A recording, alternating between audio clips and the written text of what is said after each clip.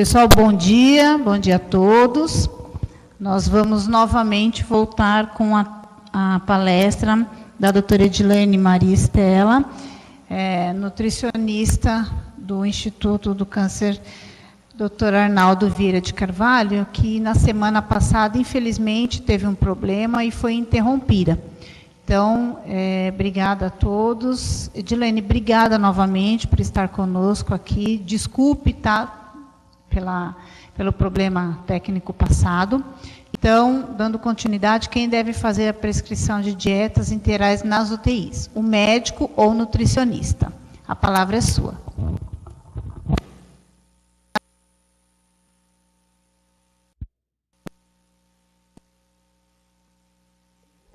Imagina, Tatiana, essas coisas acontecem mesmo. É um prazer estar aqui com vocês. Agradeço pela lembrança e estar sempre lembrando, né, da gente.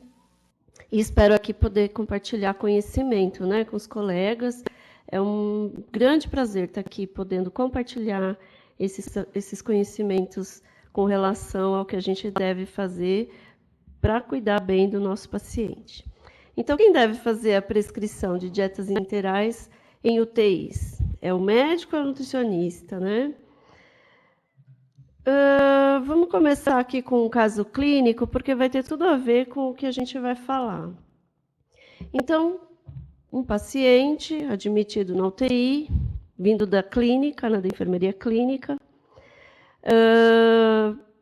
em pós-operatório de laringectomia total, hemitireoidectomia esquerda, esvaziamento cervical bilateral com reconstrução primária. Então, foi uma cirurgia de médio porte. Evoluiu na enfermaria com síndrome de abstinência associado a broncoespasmo e foi solicitado por conta de insuficiência respiratória a vaga de UTI. Com relação a antecedentes mórbidos, tabagista pesado e alcoolista. Quanto ao seu estado geral, regular estado geral, sonolento, atendendo a comandos, em uso de musculatura abdominal, ou seja, está respirando bem agora, traqueostomizado, em ventilação mecânica. Hidratado, corado, com relação ao seu nível de consciência, encontra-se sonolento, porque fez uso de Aldol e de Azepam, por conta da abstinência, estava agitado, e atende aos comandos. Pupila normal, saturação normal. Quanto ao sistema cardiovascular hemodinamicamente estável, está sem droga, pressão arterial normal, ausculta cardíaca normal, frequência cardíaca normal, pulsos periféricos normais, glicemia capilar normal, eletrocardiograma normal.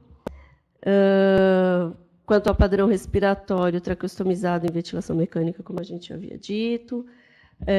Ausculta pulmonar, murmúrios diminuídos à esquerda, com ronco e sibilo, até por conta da sua insuficiência respiratória. Com relação ao trato de saturação, está saturando bem. Trato digestório tem ruído, levemente distendido.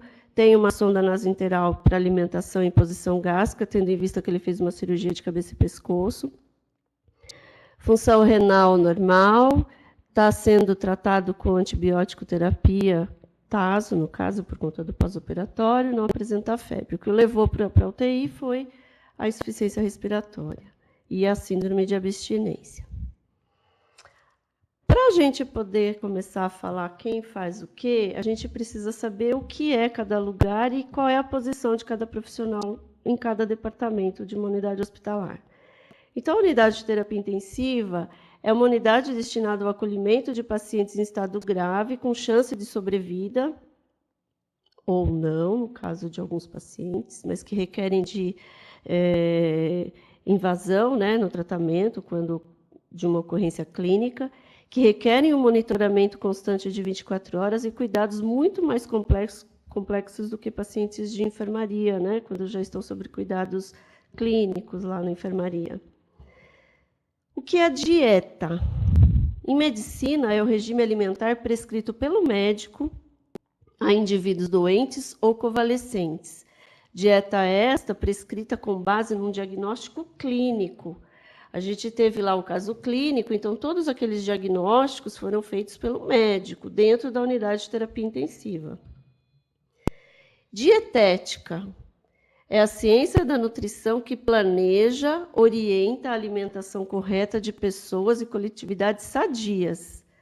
Quando a dietética cuida da alimentação de coletividade enferma, ela recebe o nome de dietoterapia. E hoje está sendo utilizado o termo terapia nutricional, porque transcende a dietética, ou seja, quando a gente trata de indivíduo ou coletividade enferma, no caso dos indivíduos, né, dos pacientes internados nas unidades hospitalares, essa dietoterapia faz parte do tratamento, ou seja, ele vai receber nutrição específica para o seu quadro clínico. Então, se isso não for feito, nada dá certo no tratamento do doente. Em se tratando de um paciente grave e crítico de UTI, mais ainda.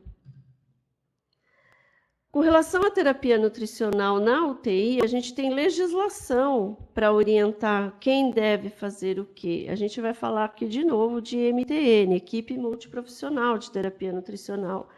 Existem portarias e resoluções que norteiam e nos orientam o que cada profissional deve fazer com relação à terapia do paciente crítico ou do paciente em unidade hospitalar.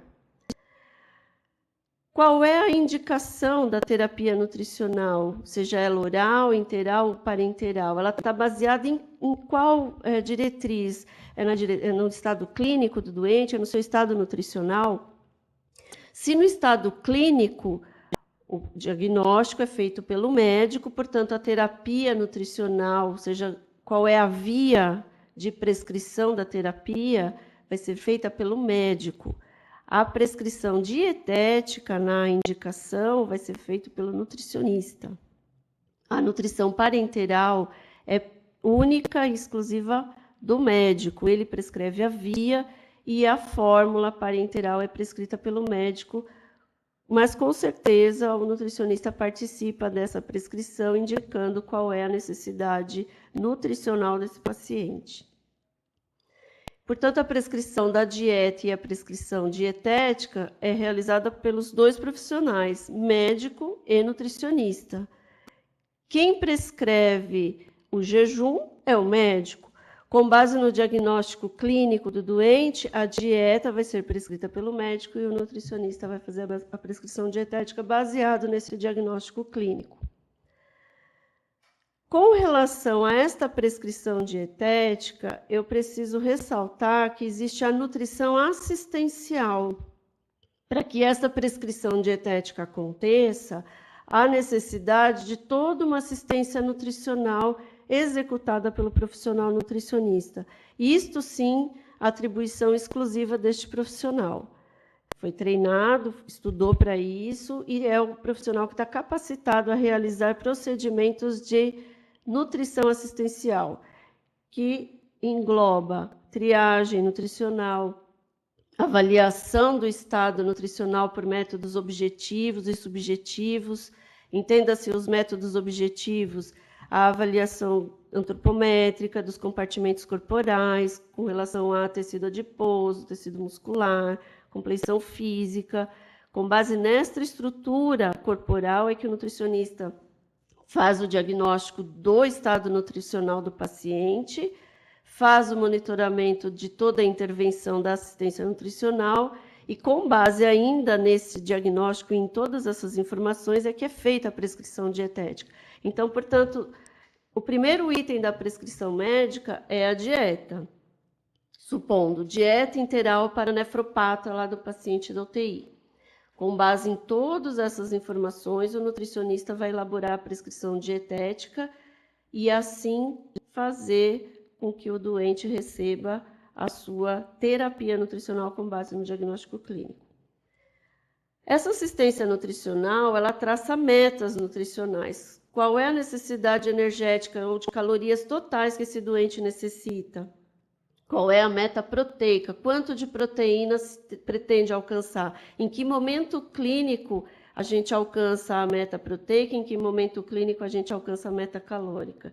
Todas essas necessidades e metas são baseadas em exames bioquímicos também, para se conhecer e acompanhar o estado clínico do doente, em conjunto com o médico, no caso aqui o intensivista, e todos esses parâmetros vão ser avaliados posteriormente por indicadores da terapia nutricional.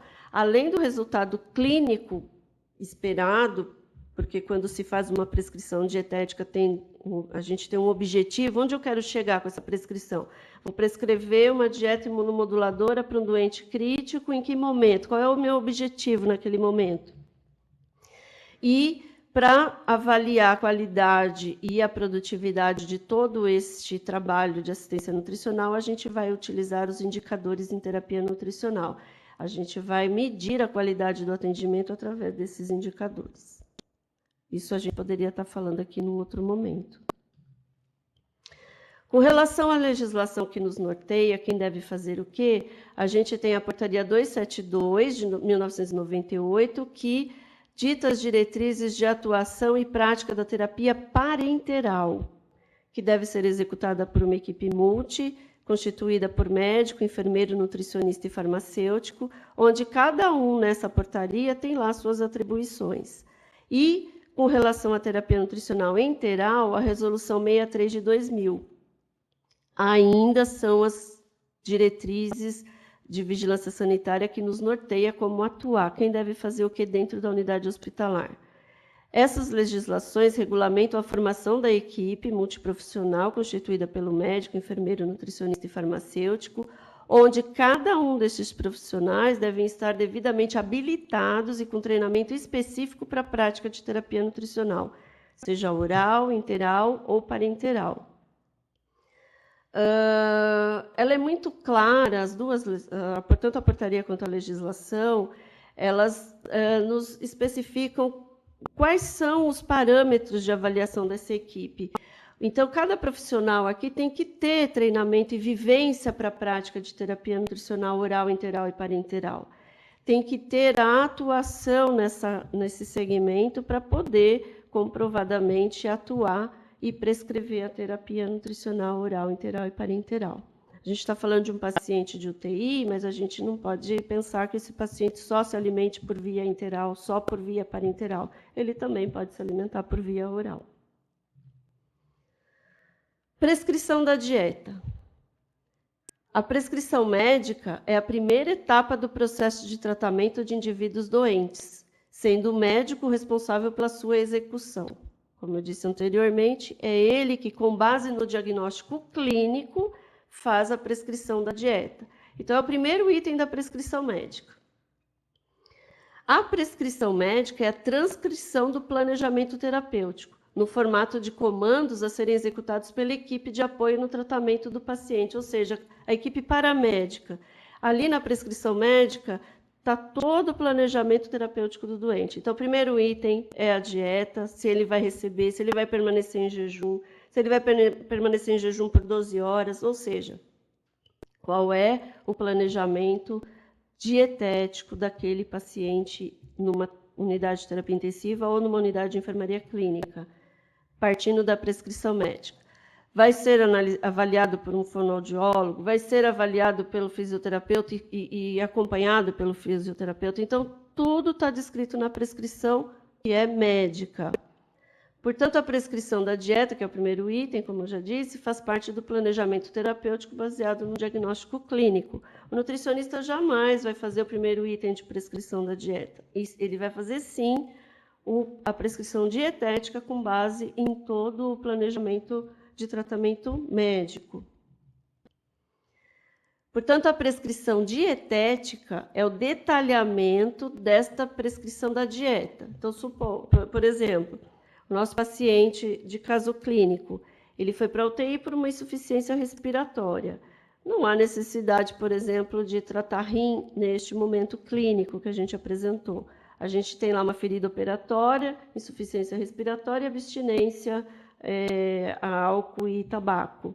Então, com base numa avaliação nutricional e com base nesse diagnóstico clínico, a prescrição dietética vai detalhar o que esse paciente necessita. Então, por exemplo, com base na avaliação nutricional e no diagnóstico, a gente pode prescrever dieta integral polimérica, hipercalórica, hiperproteica, normoglicídica, 1.300 ml ao dia, administrado a 50 ml hora, por exemplo. Essa é a prescrição dietética. Ela especifica exatamente quais são os macronutrientes e, se for o caso, os micronutrientes que o paciente necessita receber naquele momento clínico.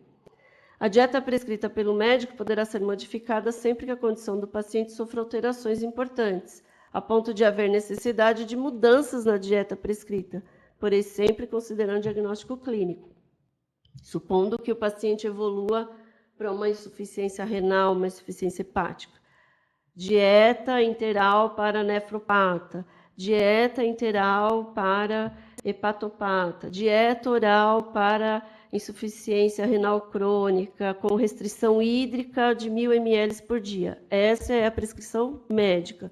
Com base nessa prescrição médica, o nutricionista vai detalhar toda a prescrição dietética.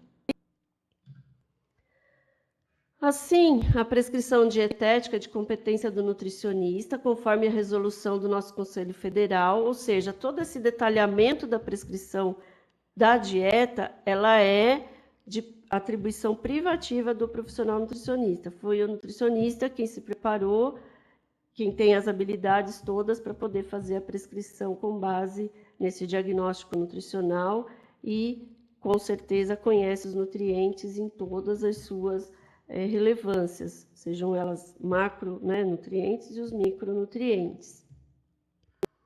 Ela apresenta o detalhamento considerando as necessidades calóricas, nutricionais, consistência, fracionamento da refeição, quais são os alimentos proibidos, quais são os alimentos que devem ser evitados, quais são os alimentos permitidos para aquela prescrição dietética.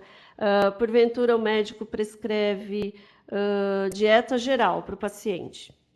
E aí o nutricionista, após a visita, a admissão nutricional, depois de feita uma anamnese, percebe que o doente não tem dentes.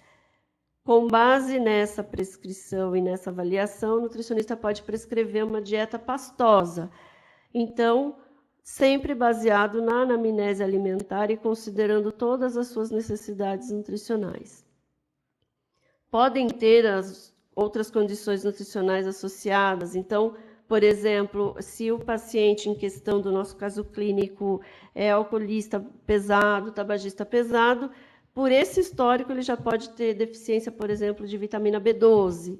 Quem vai fazer essa análise nutricional de deficiências de micronutrientes e que está capacitado para isso é o profissional nutricionista. Quais são as atribuições do profissional médico na UTI com base na resolução 272 e 63? Indicar e prescrever a terapia nutricional, prescrever a via de acesso para a administração da terapia, orientar o paciente, os familiares ou responsável legal quanto aos riscos e benefícios desse procedimento, participar do desenvolvimento técnico-científico relacionado ao procedimento e garantir os registros da evolução e dos procedimentos médicos. Então, cabe ao médico prescrever, como a gente disse, e também orientar o paciente, o familiar. Olha, o seu paciente vai receber uma sonda para alimentação, ou um catéter venoso para receber a alimentação parenteral e explicar todos os riscos e benefícios desse procedimento. Ao nutricionista, olha só, aqui é um resumo, tá, pessoal? Eu sou nutricionista, como eu disse para todo mundo, então aqui é um resumo do resumo. Olha só quanta coisa o nutricionista tem que fazer. Se tiver gestor ouvindo a gente, gestores, administradores, olha só quanta coisa o nutricionista tem que fazer para fazer assistência nutricional do paciente internado, tendo em vista que paciente bem conduzido recupera mais rapidamente e desocupa o leito, já que a gente tem tão poucos leitos disponíveis na rede. Então, o nutricionista vai fazer a avaliação dos indicadores nutricionais objetivos e subjetivos, com base em protocolos pré-estabelecidos por essa equipe de terapia nutricional. Então, como é que ele vai fazer a avaliação nutricional? Vai ser só por métodos objetivos, métodos subjetivos? Depende da característica do serviço.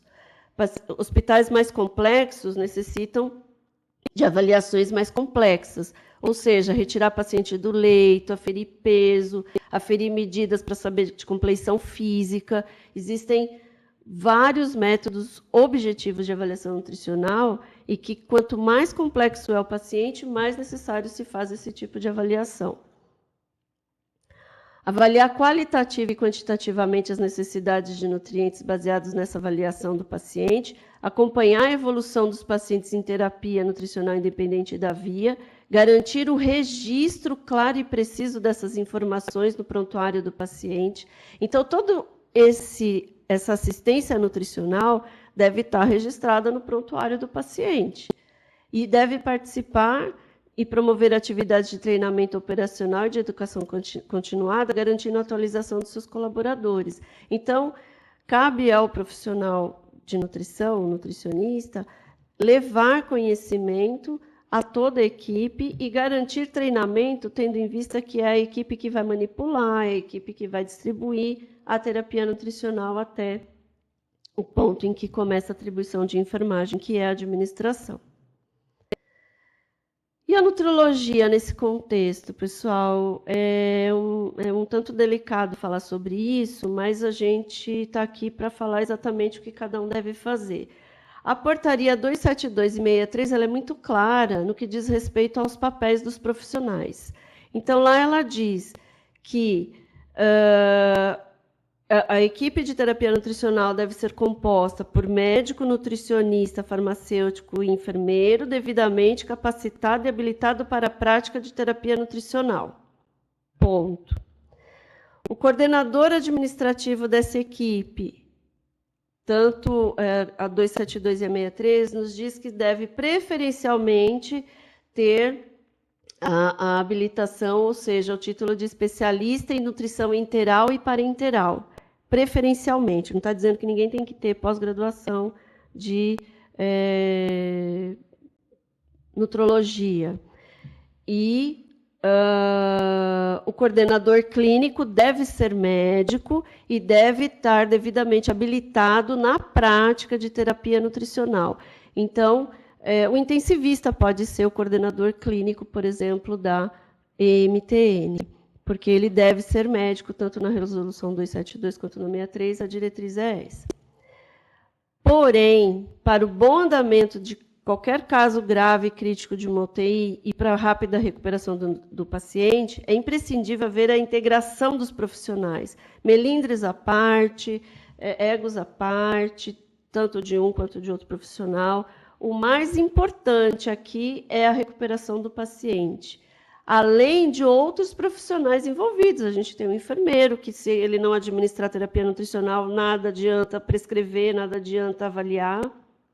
E o farmacêutico, ele deve avaliar a prescrição médica e dietética, porque pode haver interação droga-nutriente que vai interromper esse processo de recuperação do paciente por conta da baixa biodisponibilidade e interação de medicamentos. Ou seja, a gente precisa ter a equipe andando junta para poder recuperar o doente. De nada adianta uma boa prescrição da dieta, de uma prescrição dietética, se não houver uma boa administração da terapia e uma boa avaliação dessa prescrição com relação às drogas que vão estar fazendo parte do tratamento também e que faz parte da prescrição médica.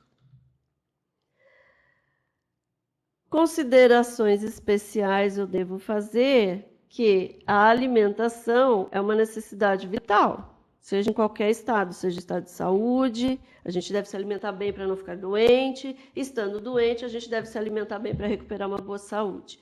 Então, a terapia nutricional é uma atribuição dentro da unidade hospitalar, seja ela numa UTI, seja nas enfermarias, de uma equipe, porque sozinhos ninguém vai chegar a lugar nenhum. O médico não vai chegar a lugar nenhum sozinho, o nutricionista não vai chegar a lugar nenhum sozinha, o enfermeiro também não e nem o farmacêutico.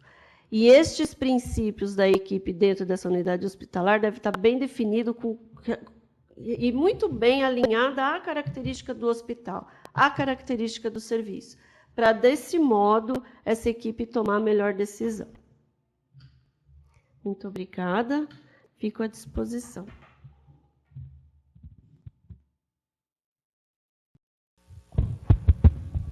Edilene, obrigada pela explanação.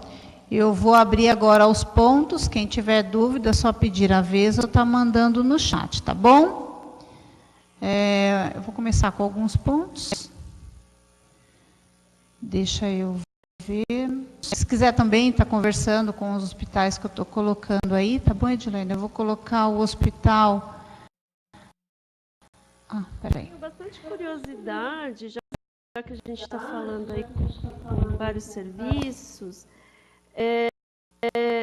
Então, a gente tem, dentro desse assunto, Tatiana, a gente pode falar assim, sobre muitos assuntos. Mas eu queria saber, dos hospitais, como é que o nutricionista está conseguindo prestar essa assistência nutricional, tendo em vista que a gente tem uma série, né, de tarefas a fazer, além de administrativas, assistenciais, e que o atendimento ao paciente leva, no mínimo, 15 minutos para fazer uma avaliação. Como é que o pessoal, se a gente tem nutricionista ouvindo, eu queria saber como é que está aí, por esse mundão aí. Porto Ferreira. Bom, Edilene, se quiser ir conversando mais um pouco, até à medida que o pessoal vai mandando alguma pergunta.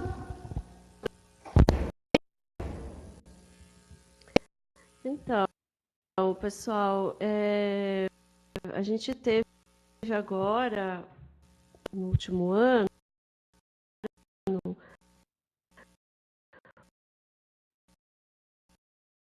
o lançamento de uma campanha promovida pelo Braskem, que é a nossa sociedade, né, aqui de nutrição integral e parenteral, uma campanha contra a desnutrição hospitalar, porque após 20 anos de um grande estudo, que foi o Ibranutri, esse cenário continua até pior, ou seja, o paciente continua desnutrindo dentro da unidade hospitalar, poucas equipes de terapia nutricional atuando, né?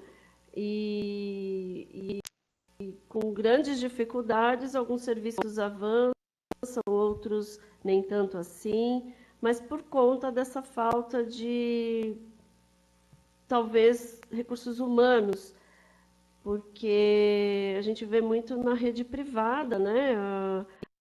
A formação de equipes para conduzir pacientes em terapia nutricional, mas, assim, para que esse quadro modifique na rede pública, talvez haja necessidade de, não sei se maior interesse ou maior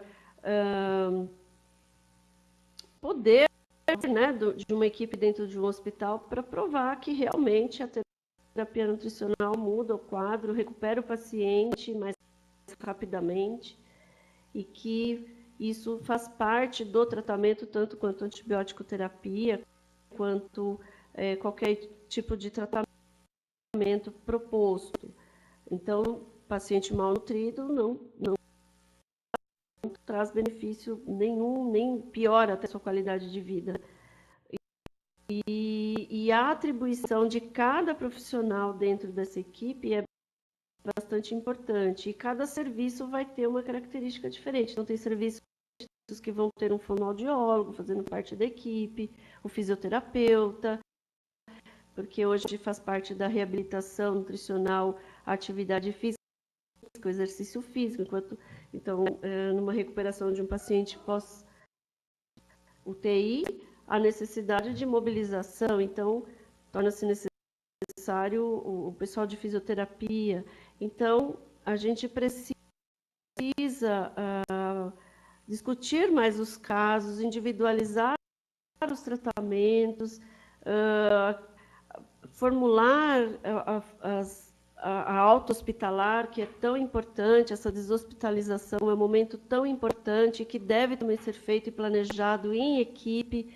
De nada adianta conduzir um paciente muito bem dentro da unidade hospitalar e esquecer que ele vai para casa e que pode pôr tudo a perder, todo esse tratamento especializado que ele recebeu dentro da unidade hospitalar. Então, como é que está essa deshospitalização? O que a gente tem feito para garantir a extensão do cuidado em domicílio, né? Ou nas instituições de longa permanência para onde esse paciente está indo?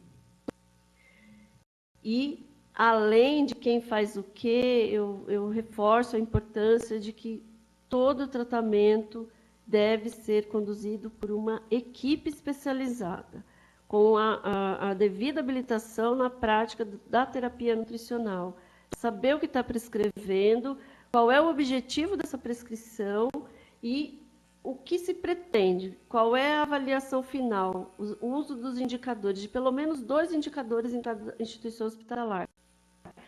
Esses indicadores, acredito até para contratualização, comprova a eficiência do trabalho e a seriedade com que se trabalha na unidade hospitalar. Alguma pergunta, pessoal? Gostaria muito de ouvir vocês. Edilene, tem o pessoal de Pato Branco, lá no Paraná, sobe mais um pouquinho, não, só, eles falaram que é um hospital com 110 leitos e eles têm uma nutricionista clínica. 110 leitos e um nutricionista clínico. É hospital geral, pessoal? Deixa eu ver se eles respondem aí, se é um hospital geral. E a Federação do Espírito Santo, sim, é hospital geral.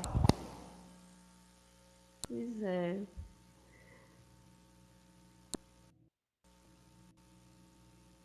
Um nutricionista clínico para 110 leitos. Fica complicado. O próprio Conselho de Nutrição faz o dimensionamento de acordo com o nível de assistência. Então, pacientes primários, existe um dimensionamento, secundários outros, terciários outros. Só para ter uma ideia, pacientes de nível terciário, que são pacientes que necessitam de mais assistência nutricional, são pacientes mais complexos, o dimensionamento é de um nutricionista para cada 15 pacientes. Então, é muito importante o profissional nutricionista executar seu trabalho com muita seriedade e demonstrar os resultados. Por isso, é trabalhoso, é difícil, é um trabalho assim, muito moroso, mas ele não deve ser deixado, tudo bem, é assim, vai ser sempre assim. E não apresentar as dificuldades, e sim mostrar os resultados e a importância. Então, por isso que eu digo que cada serviço deve ter sua característica. Então, às vezes, um nutricionista para cada 20 pacientes é suficiente. Ou então,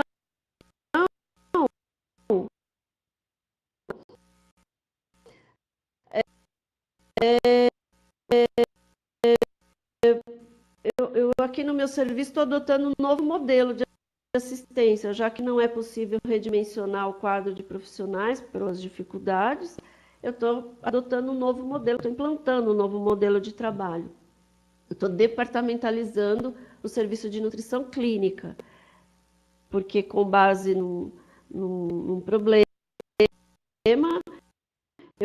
eu via que não era possível, então a gente está adotando um novo modelo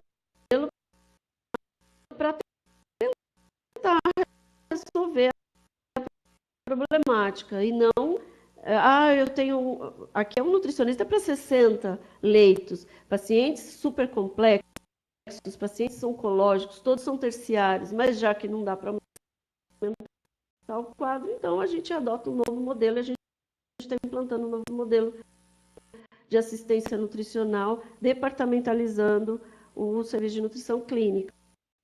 Ou seja, a gente deve mostrar para o administrador, que é o nosso gestor, qual é a importância do trabalho e apresentar as sugestões rotas de melhoria, né?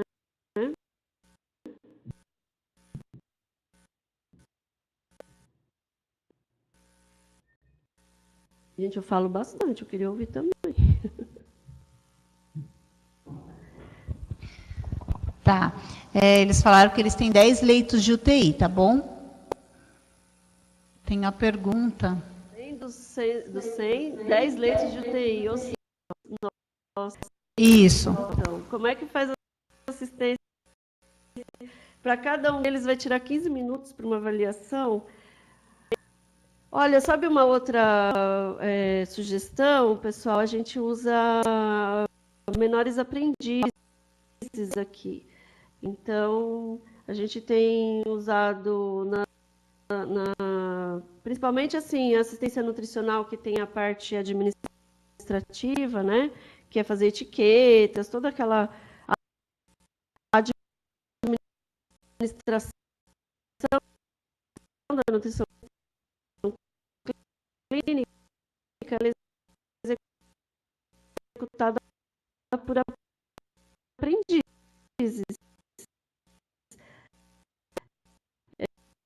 estudantes de técnico em nutrição.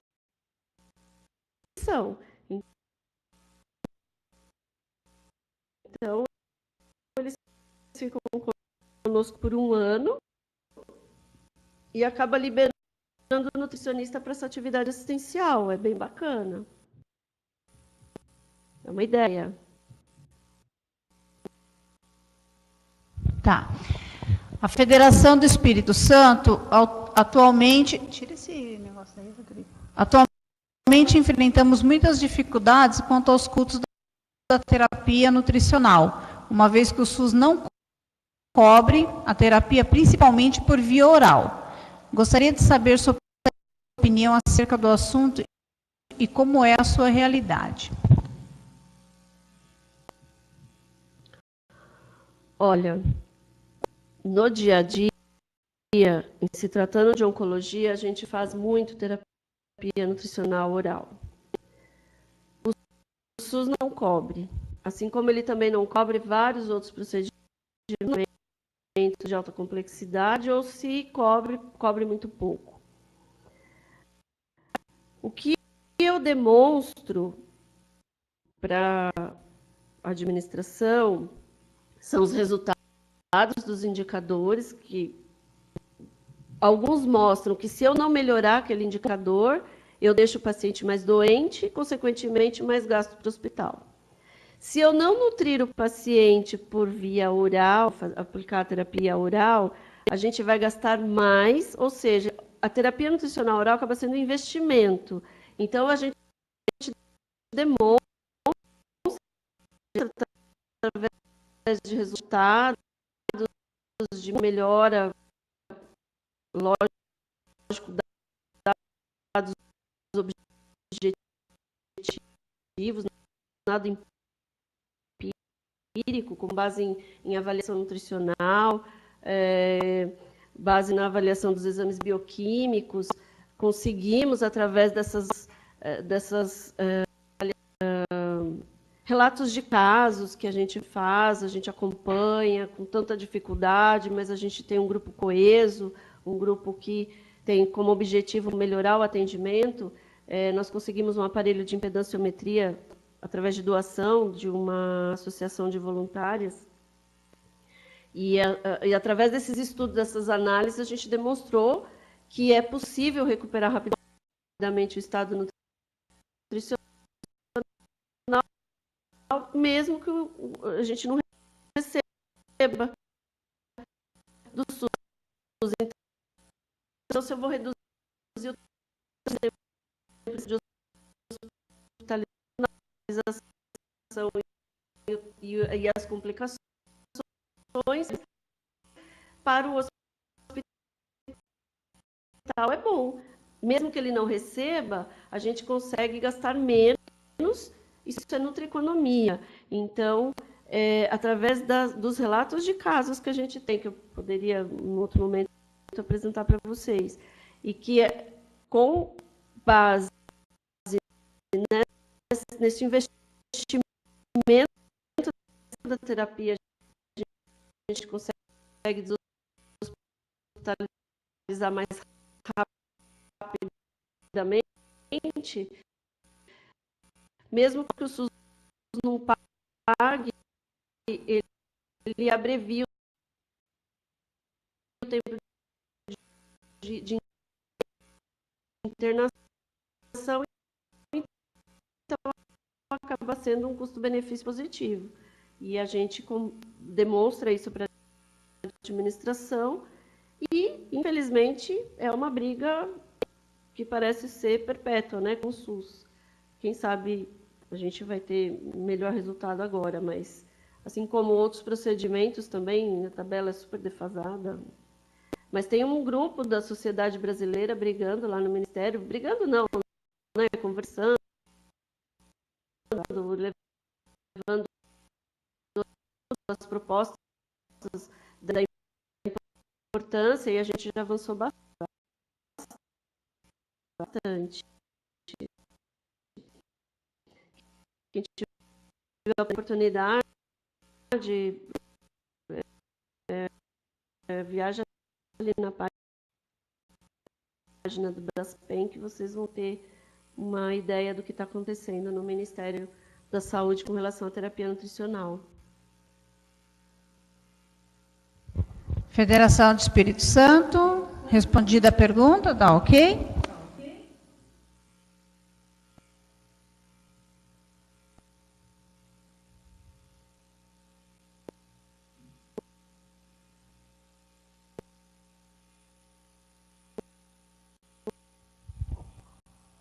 Acredito que respondido. Vamos ver se eles mandam ali no chat ou se tem mais alguma pergunta. Alguma instituição tem mais alguma pergunta? Tem alguma dúvida?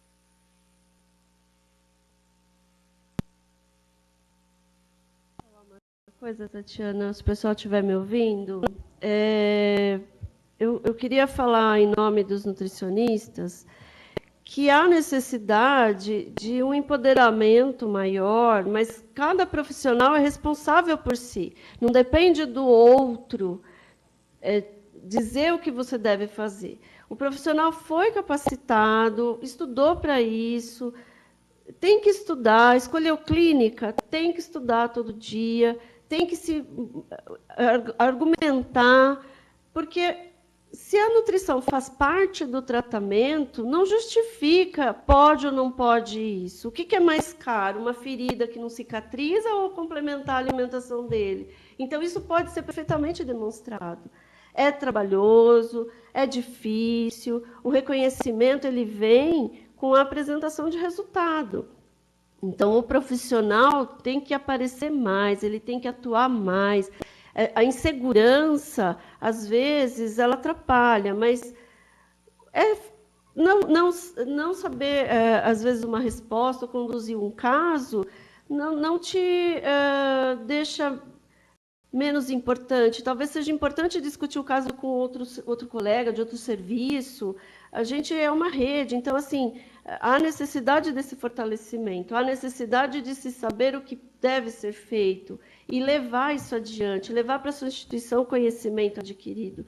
Então, às vezes, os colegas médicos não sabem como que ele pode contar com o profissional nutricionista, porque, às vezes, o colega fica ali meio intimidado, né, com medo do médico. Somos colegas, estamos ali por um objetivo, que é cuidar do paciente. Hoje, diante desse caos que está a saúde, quem melhor do que nós para fazer o melhor? Então, o empoderamento da classe de nutricionistas depende única e exclusivamente de cada profissional. Então, assim, aqui a gente trabalha em São Paulo, né, temos acesso a outros serviços, mas vira e mexe a gente liga para um outro serviço para discutir um caso, porque a gente, às vezes, não sabe o que fazer ali naquele caso. Então, vamos conversar, vamos trocar ideia, vamos melhorar essa assistência nutricional e fortalecer a classe. Porque, assim, Se o profissional não se valorizar, outro de fora, o outro profissional não vai conseguir fazer isso, se ele não se permite. Tá legal? É uma mensagem que eu acho que eu gostaria de passar e dizer que, assim, se hoje no teu serviço você está responsável por 100 pacientes, talvez você esteja muito tímida, muito tímido. É difícil? É muito difícil. É um trabalho de mudança de cultura, de quebra de paradigma. Isso pode levar anos, mas alguém tem que começar. E conta sempre com um colega. A gente está aqui para se ajudar. Tá legal, pessoal?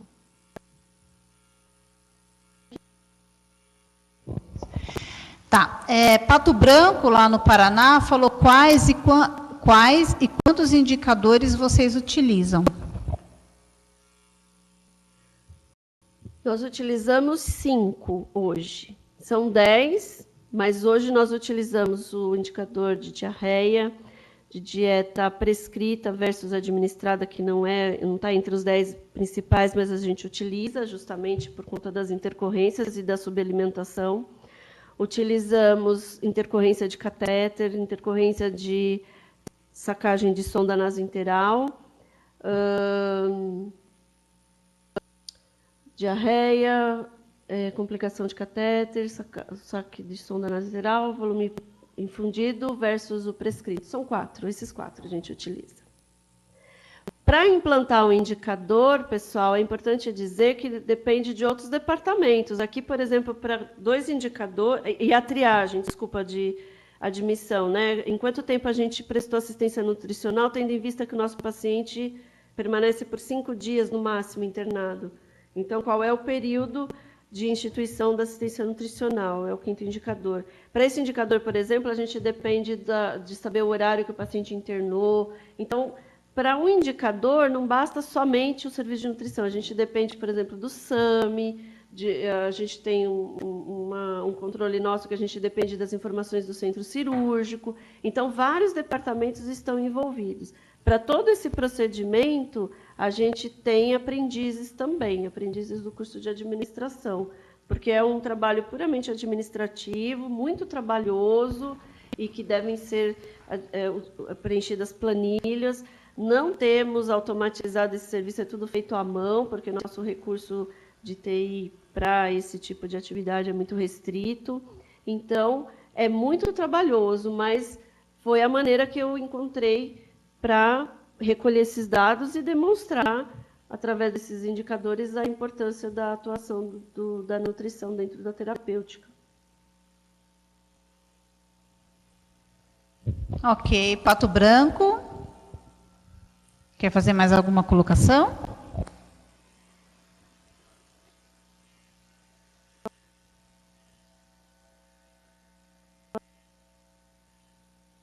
Ok, eles agradeceram, nós também, tá?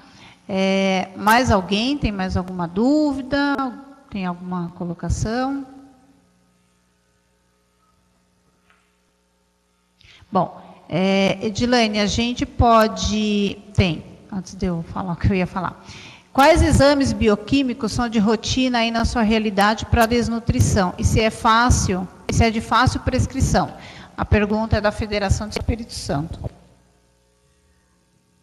Olha, turma, atualmente a instituição que eu trabalho passa por muitas dificuldades financeiras, então até exames bioquímicos a gente não tem assim todos os que a gente precisaria. Então a gente aproveita os exames que se encontram no prontuário. PCR é um deles, porque a gente trabalha com paciente oncológico. Então, através do PCR, a gente pode ir, né, avaliando a evolução do paciente. A gente tem hemograma, a gente tem proteínas totais e albumina, mas como a gente está falando de um paciente inflamado pela doença, são parâmetros de diagnóstico nutricional que, para nós, não são 100% efetivos, mas a gente avalia mais a capacidade funcional, a gente avalia compartimento corporal e a gente avalia, às vezes, uma tomografia, o que tem no prontuário, porque até, não que somos proibidos de solicitar, mas a gente tem muita restrição para exame. Então, a gente aproveita o que tem no prontuário. O que tiver lá, que servir, a gente utiliza. mas os parâmetros mesmo do paciente que está internado, PCR sempre tem, função renal, função hepática, e com esses dados a gente vai, e o hemograma, claro, os linfócitos, os leucócitos, mas a gente está falando de paciente oncológico, então não são parâmetros bioquímicos que para nós sejam 100% efetivos, mas que fazem parte de uma rotina de acompanhamento.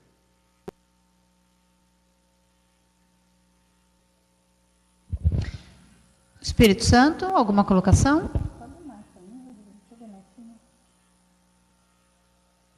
Ok, eles agradeceram. Bom, Edilane, a gente pode deixar, quem tiver alguma dúvida posterior, a gente pode deixar e-mail, contato, alguma coisa assim. Pode pôr o e-mail, né, no slide. Oi? Pois. Coordenação, nutrição, sem cedilha, @doutorarnaldo.org.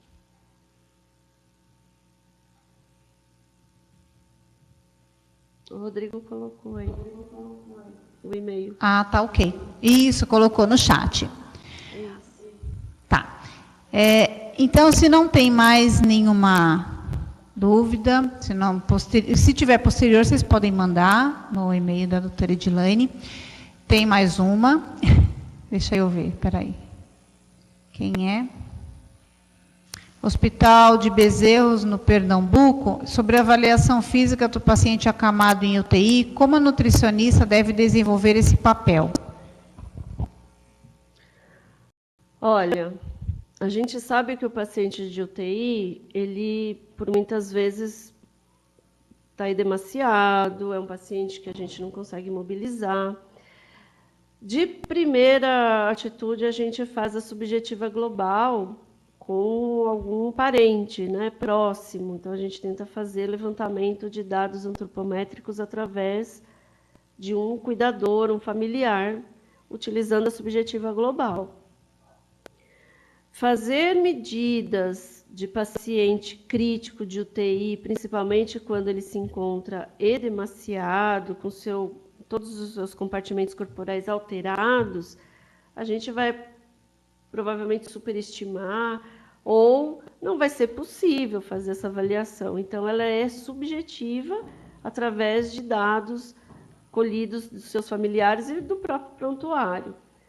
No nosso caso, como a gente tem um paciente oncológico e ele foi, às vezes, atendido pelo serviço de oncologia, porque mesmo assim a gente atende 1.000 pacientes por dia, e a nutrição no ambulatório, a gente tem um ambulatório de nutrição, a gente consegue atender 10% disso. Então, não conseguimos atender tantos pacientes. Mas a oncologia, até para estimar, fazer o cálculo de quimioterapia, a gente consegue pelo menos um peso, altura, e ali, às vezes, um acompanhamento de ganho ou perda de peso. Mas, de primeira atitude, é a subjetiva global. A gente utiliza bastante.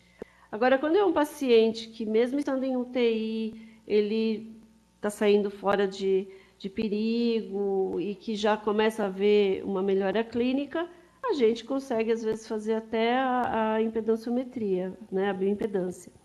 Agora, é muito difícil tirar um paciente do nosso, né, o nosso tipo de paciente, ele, quando muito grave, não é possível tirar do leito, ele fica entubado, fica sedado. E aí são feitas as estimativas, através de pregas e fórmulas de estimativa de altura e peso. Tá. Acho que ela está digitando.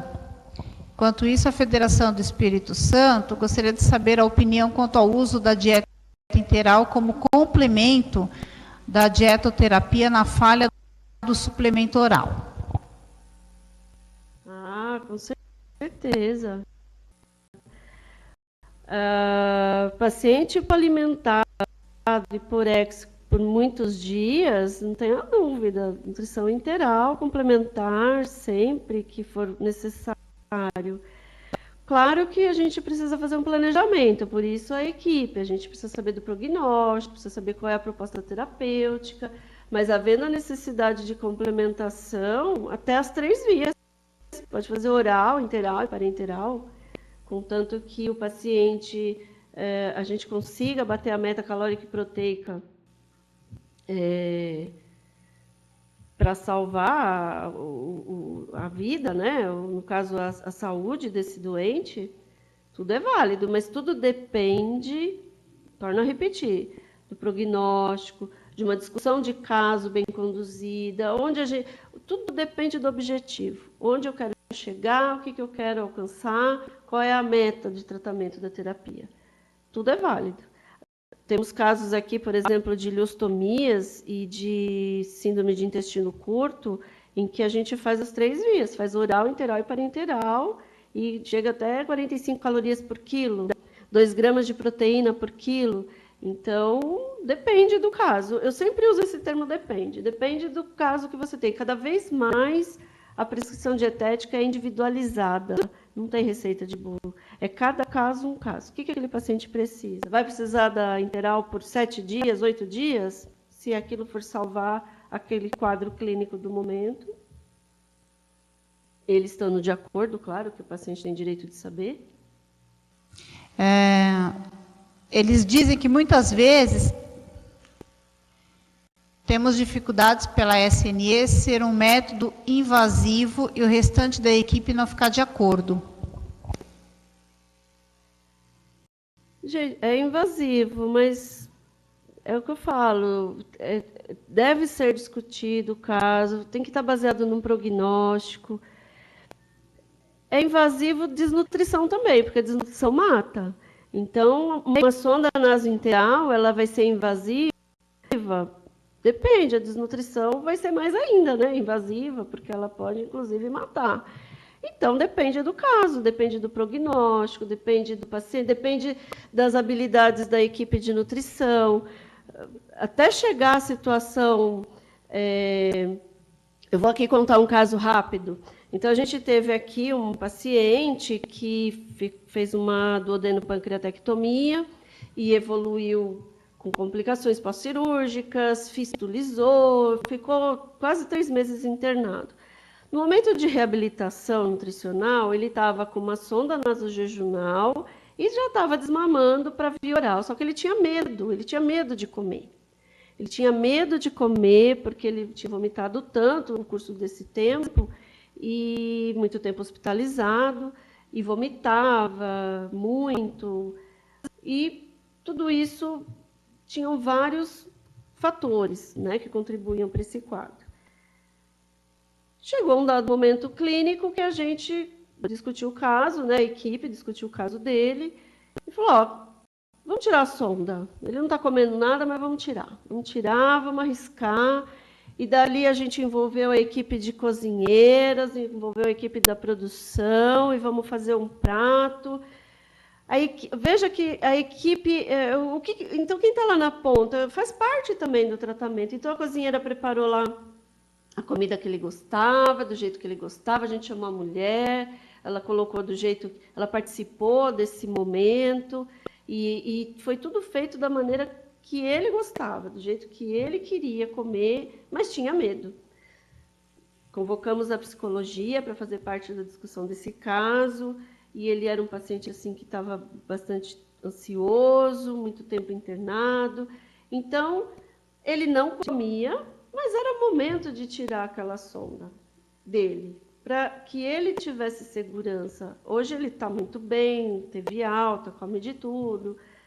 Então, depende, assim como depende também daquele paciente, por que ele não está comendo? Qual é o problema? A gente tem que enxergar o paciente além da doença, ele não pode ser o paciente sei lá, do trauma, o paciente, ele tem um nome, ele é uma pessoa, ele ama alguém o ama, tem todo esse contexto humanizado do atendimento. Então, peraí, a gente vai indicar uma sonda, olha, seu fulano, o senhor está comendo muito pouco, isso está te derrubando mais, está te deixando mais doente. Vamos conversar, vamos ter tempo, vamos olhar para o paciente.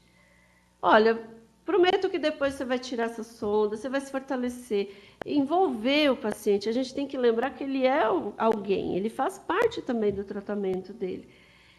Agora, Se é a única alternativa e é a única condição que, mesmo sendo invasiva, vai contribuir para a melhora, para a redução da morbidade, a gente tem que explicar para ele que, embora seja invasivo, é daquele procedimento que depende a melhora clínica.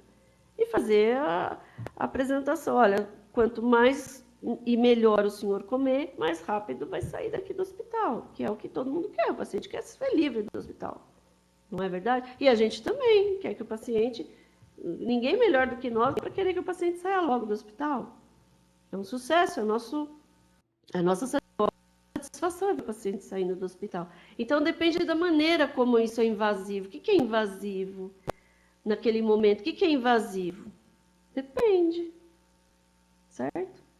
Não sei qual é a opinião de vocês, mas eu acho que se este fator de hipoalimentação e hiporexia é mórbido, é uma doença, isso contribui para a piora do paciente, a gente não pode ser a favor. É invasivo, mas é temporário. Olha, vai ganhar uma sonda, mas é temporário. De acordo ou sem acordo?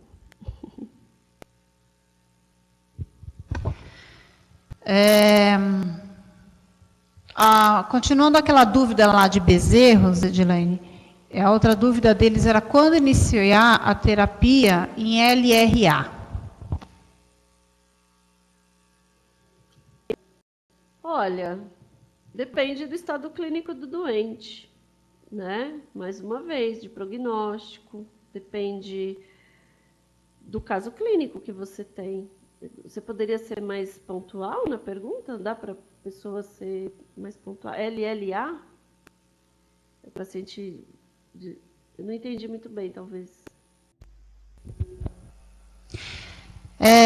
Lesão renal aguda, quando o intestino não está mais recebendo os nutrientes.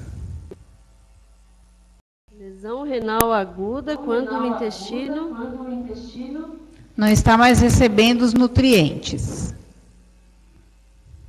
Então, peraí. Se o intestino não está funcionando, ele não tem como ser nutrido. Aí, se o intestino não funciona, a gente tem que usar a via venosa de alimentação. Aí, a função renal depende do tratamento proposto, se vai dialisar, se não vai, se vai ser tratamento conservador. Esta fórmula... que penso, se o intestino não está funcionando, depende do quadro que você está discutindo, vai ser nutrição parenteral, a fórmula vai ser desenhada para esse quadro clínico. É isso que você perguntou, amiga? Então, existe um score chamado Nutric Score. É uma avaliação, né, de prognóstico de implementação de terapia nutricional. Então, o paciente que está na UTI, gravemente enfermo, a gente pode aplicar essa avaliação e, através dessa análise clínica, saber se ele é candidato à terapia nutricional ou não. É um fator de prognóstico. Ele mede a gravidade do caso e, através dessa pontuação, ele pode nos direcionar quanto à implementação ou não, se vai ser eficiente ou não a implementação da terapia nutricional. Em se tratando desse caso que você passou, colega, a gente tem que conversar com o nefro, intensivista, eles é quem vão nos orientar se esse indivíduo tem um prognóstico de alimentação e qual a via. Se o intestino está impossibilitado de ser utilizado, eu vou dizer para você que depende. Não está absorvendo nutrientes, então ele está fazendo uma síndrome de intestino curto, funcional. O que está acontecendo com o intestino? Se não dá para usar, a gente não pode usar, tem que fazer alimentação venosa, então tem que partir para parenteral. Mas tudo depende do prognóstico, depende de qual vai ser o tratamento proposto para esse rim. Deixar sem se alimentar, né, deixar o paciente em jejum, a gente sabe que piora o quadro clínico, mas também sabemos que não é sempre que o doente crítico está em condições de ser alimentado.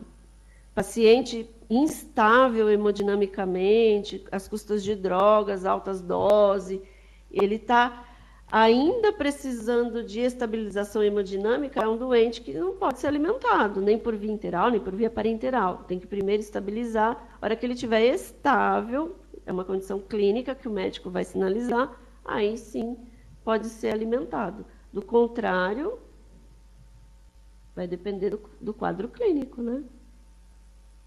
Tá bom? Espero ter respondido, viu?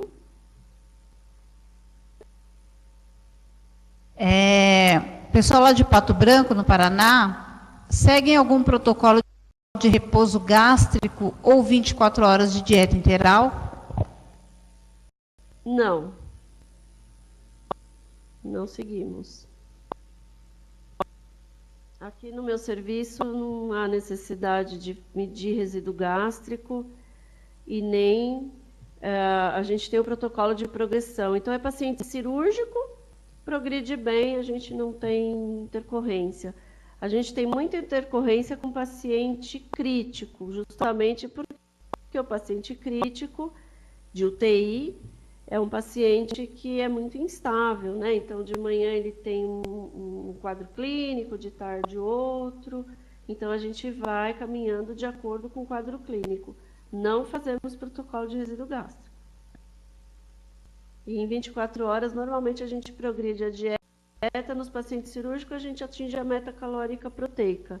Agora, o paciente crítico depende do quadro clínico, né?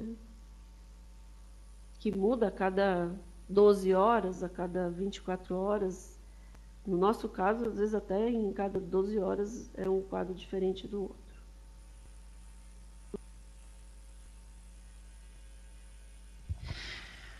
Bom, Pato Branco, respondido, dá um ok também. Mais alguma pergunta, alguma colocação? Não, eles agradeceram. Bom, doutora Edilene, se não tiver mais perguntas, eu vou passar a palavra para que você possa fazer as suas considerações finais. E, novamente, agradecer ao Instituto, agradecer a sua disponibilidade em compartilhar, em trazer informações aqui dentro do projeto, toda vez que a gente sempre tem essa demanda nutricional, de terapia e etc. A doutora Edilene é sempre muito bem cotada aqui com a gente, o pessoal pede bastante, o Instituto tem grande parceria conosco. Então, por favor. Muito obrigada, Tatiana. É um prazer estar aqui, poder compartilhar conhecimento. Me coloco à disposição.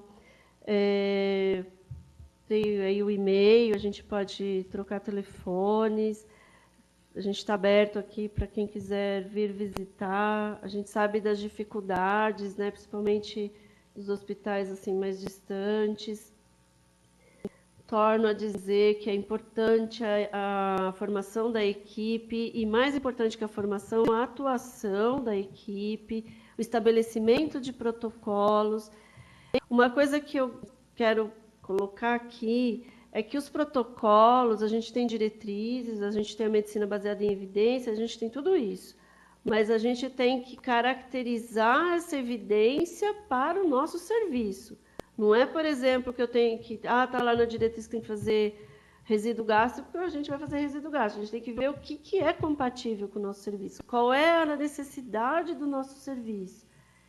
E daí, a atuação em equipe, a instituição dessa equipe multiprofissional, não tenham dúvidas, para a equipe, a assistência garante o melhor tratamento e melhor qualidade de vida do paciente, e para a administração é custo reduzido, reduz custos hospitalares, administradores, a atuação de uma equipe, porque ela gerencia risco, gerencia gastos. Tem serviço aí que eu sei que vem um prescreve parenteral, vem outro suspende, isso custa caro. Então, a atuação da equipe, a otimização do uso de um antibiótico. Então, são custos que só o tempo e a apresentação desses indicadores vão mostrar que reduz custo hospitalar. A atuação de uma equipe multidisciplinar reduz custo hospitalar. e melhora a qualidade de vida e saúde do doente. Então, me coloco à disposição, quero agradecer a Tatiana pela lembrança de sempre, estou sempre à disposição, acho bastante importante, é uma realidade igual, né, da turma, e a gente está aí, pessoal, precisando de mim, está aí o e-mail, que eu puder, nossa, ajudar, e também quero trocar, né, porque às vezes quero discutir um caso. A gente tem um caso aqui super interessante de intestino, que eu gostaria bastante de discutir aí com vocês. Em outro momento, a gente troca figurinha aí. Tá bom, pessoal? Muito obrigada, Tatiana.